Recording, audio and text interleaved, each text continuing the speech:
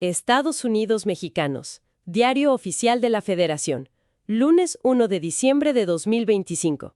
Hoy vamos a desarmar la maquinaria del Estado pieza por pieza. Veremos cuál es el combustible que la mueve. Un pronóstico de ingresos de más de 8.7 billones de pesos. Analizaremos las tuercas del poder, donde la Suprema Corte le frena los pies a un municipio. Nos meteremos con sus unidades de élite, con la creación de un nuevo cuerpo de inteligencia. Y bueno, exploraremos los programas de mantenimiento, desde apoyos para exagentes hasta el complicado proceso de nombrar a quienes operan nuestra democracia. Arranquemos con el combustible. La Secretaría de Hacienda publica cuánto dinero espera recibir el gobierno en 2026. Y la cifra es, bueno, para que nos demos una idea, son 8.7 billones de pesos. La mayor parte, claro, viene del ISR y del IVA. Pero lo que no me cabe en la cabeza es, ¿cómo le hacen para predecir una cantidad así, tan monumental, con más de un año de anticipación? No es que se lo saquen de la manga, ¿o sí? Para nada, no es un volado. Detrás de ese número hay un andamiaje estadístico, econométrico, bastante sofisticado. Lo que busca Hacienda es reducir la incertidumbre al mínimo. Piensa que de ese pronóstico depende todo lo demás. El presupuesto para salud, educación, infraestructura. Si le fallan por mucho, todo el plan se descuadra. Claro, el plan de gastos de todo un país. ¿Y cómo funciona ese andamiaje? Mira, para cada tipo de ingreso, desde, no sé, el impuesto a la gasolina, hasta los derechos que paga una minera, usan modelos que proyectan el futuro basándose en el pasado. Toman en cuenta variables que todos entendemos, como la inflación, que se espera o cuánto va a crecer la economía, pero también consideran algo que llaman estacionalidad. Un momento. Dices estacionalidad. Eso me suena a algo del clima o del turismo, no a los impuestos. ¿Cómo funciona? ¿El flujo de dinero del gobierno es tan predecible como las vacaciones? Es una gran analogía porque es justo así. El gobierno no recibe dinero de forma pareja todo el año. Por ejemplo, en marzo y abril, con las declaraciones anuales, hay un pico enorme en la recaudación del ISR. Claro. El modelo tiene que saber eso. El documento menciona una técnica específica, Se llama método Holt-Winters, con estacionalidad multiplicativa. Suena a que necesito 3 cafés solo para entender el nombre. No. No es tan complicado si usamos otra analogía. Piensa en ese método como el Waze de la recaudación. ¿El Waze? A ver. Sí, no solo ve tu velocidad actual, o sea, cuánto se recauda hoy. Conoce el tráfico histórico. Sabe que en abril siempre hay más coches por las declaraciones. Y también ve la tendencia general, si la economía está acelerando o frenando. Con todo eso, te da un pronóstico mucho más preciso de la hora de llegada, o en este caso, del dinero que llegará. Es la base de la planeación. Ok, entonces ya tenemos el combustible planeado con una precisión casi de GPS. Pero ese dinero se ejerce en un sistema con contrapesos. Y justo aquí nos encontramos con un fallo de la Suprema Corte que le mete el freno a un municipio. Un caso que parece pequeño en Jalpa, Zacatecas, pero que en realidad es una clase magistral de cómo se distribuye el poder en México. A ver, entiendo el argumento de la Corte, pero seamos honestos. Desde la perspectiva del municipio, esto se debe sentir como una injusticia. Claro. Querían cobrar una tarifa del 5% por licencias de construcción para instalar gasoductos, subestaciones eléctricas. Vaya, una empresa gigante usa su tierra, su infraestructura, y no pueden cobrarles por un permiso. Suena a que el pez grande se come al chico. Es que es una reacción totalmente lógica desde lo local, pero aquí es donde la Corte tiene que ver el mapa completo del país, no solo el de Jalpa. El meollo del asunto es una invasión de competencias. La Constitución es clarísima. Todo lo que tenga que ver con hidrocarburos y energía eléctrica es materia exclusiva de la Federación. Es un área estratégica para el país. ¿Y por qué un simple permiso de construcción entra en esa categoría? Porque el municipio, de manera muy astuta, estaba creando un impuesto encubierto. No lo llamaron impuesto a la energía, sino derecho por licencia de construcción. Pero el efecto, en la práctica, era el mismo. O sea, gravar una industria. Exacto. Gravar una industria que, por mandato constitucional, solo puede regular y gravar el gobierno federal.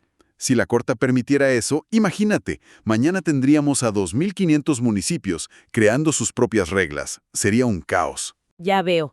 Entonces, no es que no puedan cobrar por la licencia de una casa, sino que no pueden usar esa facultad para meterse en un área que no les toca. Exactamente. La Corte está protegiendo el pacto federal. Así que un simple permiso de construcción se puede convertir en un campo de batalla para definir los límites del poder. Y hablando de límites, la Corte le pone un alto a un municipio. Pero, ¿qué pasa cuando el Ejecutivo Federal pisa el acelerador? Nos encontramos con un acuerdo de la Secretaría de Seguridad, firmado por Omar Hamid García Harfuch, que se lee como guión de película de acción. Totalmente. Delega facultades muy específicas a la Subsecretaría de Inteligencia para un objetivo muy concreto: identificar y capturar a los generadores de violencia. Y para eso, crea un cuerpo de agentes bajo la Unidad Nacional de Operaciones Estratégicas, la UNO. El nombre ya impone, ¿eh? Y las facultades que les dan: planear y ejecutar operaciones de inteligencia, estrategias tácticas, intervenir en incidentes de alto riesgo. Básicamente, están creando la punta de lanza operativa del gobierno. Una unidad de élite. Si conectamos los puntos, esto no es una ocurrencia. El propio acuerdo dice que se enmarca en la Estrategia Nacional de Seguridad Pública 2024-2030.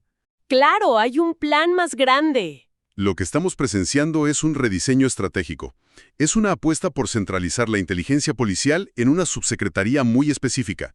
Es como si dijeran: dejemos de dispersar esfuerzos, concentremos a los mejores elementos y la mejor información para golpear donde más duele. Es un cambio de paradigma. Después, aparece un programa del ISSSTE que parece diseñado para tapar una de esas grietas.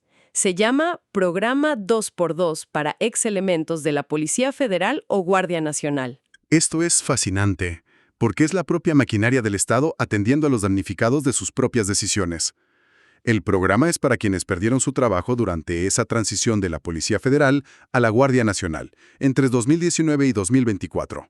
Una transición que fue, por decirlo suavemente, muy controversial para miles de agentes. Por supuesto, y esto plantea una pregunta importante sobre la responsabilidad del Estado, ¿no? La desaparición de la Policía Federal fue una de las transformaciones más profundas en décadas. Este programa, que parece ser para vivienda, es un reconocimiento implícito de la vulnerabilidad en la que quedaron muchos de esos exagentes. No es caridad, es una medida de mitigación social. Y de la reparación social pasamos a la participación social. La Secretaría de Gobernación está buscando a 4 representantes de la sociedad civil para el SIPINA, el Sistema de Protección a la Niñez. Pero hay 2 detalles que me brincan. A ver. 1, que la convocatoria se retrasó por causas de fuerza mayor. Y 2, el más importante, los cargos son honoríficos, o sea, es un trabajal sin sueldo. Aquí vemos la dualidad en el diseño de esta pieza de la maquinaria. Por un lado, la ley exige que la sociedad civil esté ahí, sentada a la mesa. Es un mecanismo de transparencia. Y el que sea honorífico, en teoría, pues busca un compromiso puro, gente que está ahí por la causa, no por un cheque. Suena muy idealista. Pero en la práctica. En la práctica puede ser una barrera de entrada gigantesca. Imagina el nivel de dedicación, las horas de estudio.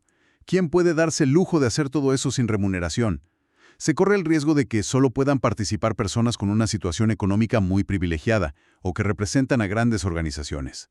Se pueden excluir voces valiosísimas de activistas de campo. Es el eterno dilema. Ahora, si de dilemas y complejidad hablamos, hay que meternos a las reglas de operación de FIRA, los fideicomisos para la agricultura. El objetivo suena increíble: inclusión financiera, productividad, desarrollo sostenible, todo lo que queremos para el campo. Es el brazo financiero del Estado intentando modernizar un sector históricamente olvidado. Y cuando lees los detalles, encuentras cosas muy innovadoras. Hablan de dar apoyos para contratar plataformas agritech, o sea, tecnología, mencionan estancias de capacitación para recién egresados y hasta ponen requisitos como no haberle causado quebrantos a la banca de desarrollo, una especie de buró de crédito del Estado. Suena que lo pensaron bien. Es que lo que vemos aquí es el intento del Estado de resolver un problema histórico. Se dieron cuenta de que no basta con aventar dinero. El campo necesita un ecosistema. Crédito sí, pero también capacitación, tecnología, asesoría. FIRA intenta construir esa red, pero Pero es un laberinto burocrático que para qué te cuento. Estoy viendo la lista de anexos y es para volverse loca. El anexo 1 para autorizar la verificación de quebrantos, el anexo 3 para la solicitud, el 3E para las estancias, es una montaña de papeleo. y esa es la gran paradoja de la maquinaria estatal. ¿Te imaginas al agricultor en Sinaloa que se levanta a las 5 de la mañana tratando de descifrar la diferencia entre el anexo 3 y el 3E? Imposible. Hay una desconexión brutal entre el diseño de la política, que es sofisticado, y la realidad de la persona a la que se supone que quieren ayudar. Es un conflicto en el ADN del Estado.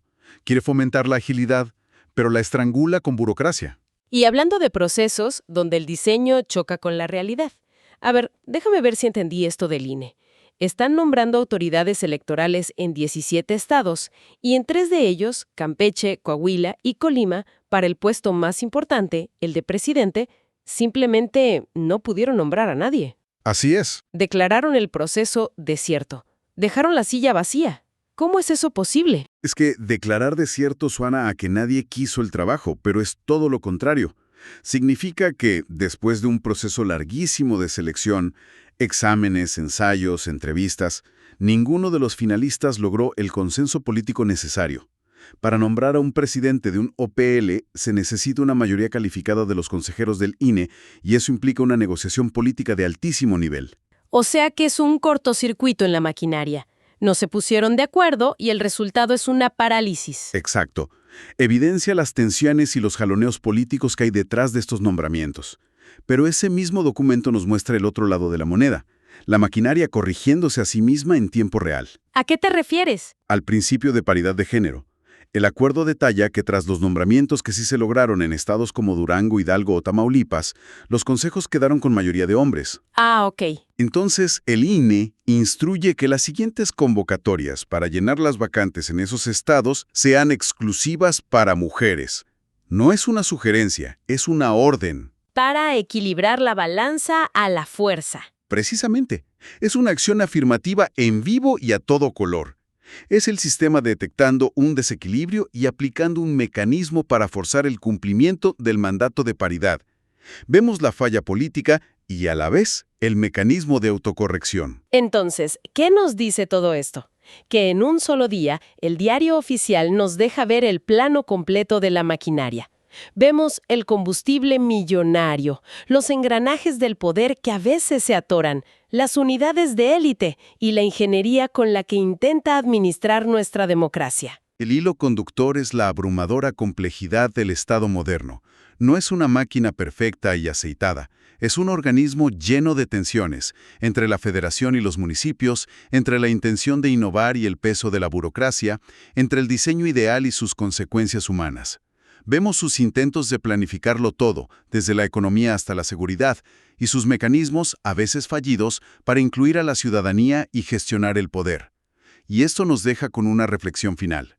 El documento detalla decenas de programas, acuerdos, reglas, cada uno con su propia lógica, su presupuesto y sus anexos.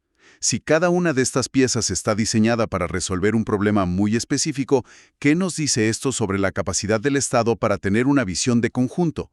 ¿Hay alguien asegurándose de que todas estas piezas, desde un crédito agrícola en Tamaulipas hasta un nombramiento electoral en Chiapas, realmente funcionen juntas hacia un objetivo común? ¿O es esta una maquinaria tan compleja que ya nadie entiende cómo funciona en su totalidad?